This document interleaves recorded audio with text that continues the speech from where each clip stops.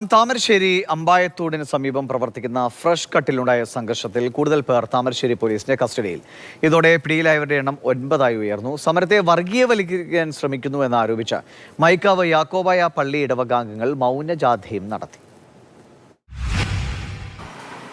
Thamarassery fresh cut സംഘർഷവുമായി ബന്ധപ്പെട്ട് Thamarassery police ഇന്നും 4 പേരെ കൂടെ കസ്റ്റഡിയിലെടുത്തിട്ടുണ്ട്. ഇതോടെ കസ്റ്റഡിയിലായി അറസ്റ്റിലായവരുടെ എണ്ണം 9 താമരശ്ശേരി സ്വദേശിയായിട്ടുള്ള ഷബാദ്, ജിതിൻ വിനോദ്, മുഹമ്മദ് ബഷീർ, വാവാട് സ്വദേശി ഷഫീഖ് എന്നിവരെയാണ് ഇപ്പോൾ പോലീസ് ഏറ്റവും ഒടുവിൽ കസ്റ്റഡിയിൽ എടുത്തിരിക്കുന്നത്. പ്രധാനമായിട്ടും കണ്ടാൽ അറിയാവുന്ന ആളുകൾക്കെതിരെ രജിസ്റ്റർ ചെയ്ത കേസുകളിൽ ഉൾപ്പെട്ടവരാണിവർ.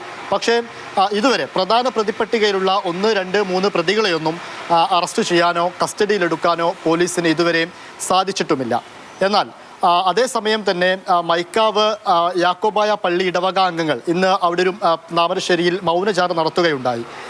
ഈ സമരത്തെ ഫ്രഷ് കട്ടിലുണ്ടായ സമരത്തെ അതിനെ കുറെ കൂടെ വർഗീയമാക്കാൻ പലരുടെ ഭാഗത്തു നിന്നും ശ്രമമുണ്ടാവുന്നു എന്ന് ആരോപിച്ചുകൊണ്ടാണ് അവരൊരു മൗനജാഥ ഇന്ന് അവിടെ നടത്താനുണ്ടായ കാരണം. പ്രധാനമായിട്ടും STP ആണ് സംഘർഷത്തിന് പിന്നിലെന്ന് CPM-ഉം അവിടെ പോലീസ് ഫ്രഷ് കട്ട് ഉടമകൾക്ക് വേണ്ടി സംസാരിക്കുന്നുവെന്ന് മുസ്ലിം ലീഗും ഒക്കെ ഉന്നയിക്കുന്നുണ്ട്.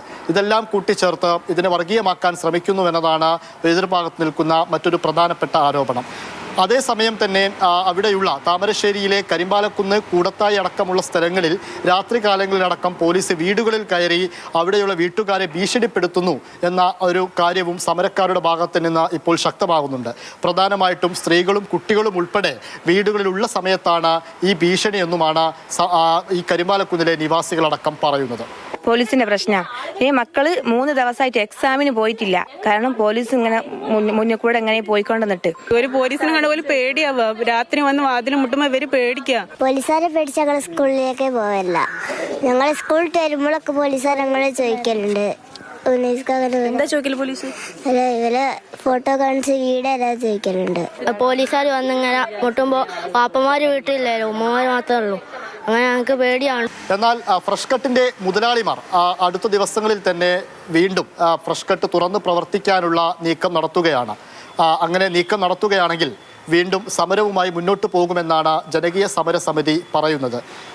കഴിഞ്ഞ ദിവസങ്ങളിൽ തന്നെ അവിടെ നിന്ന് വലിയ രീതിയിലുള്ള ദുർഗന്ധം വമിച്ചു തുടങ്ങിയെന്നും ആ നാട്ടുകാർ പറയുന്നുമുണ്ട്. ഇംതിയാസ് കരീം, മാതൃഭൂമി ന്യൂസ്, കോഴിക്കോട്.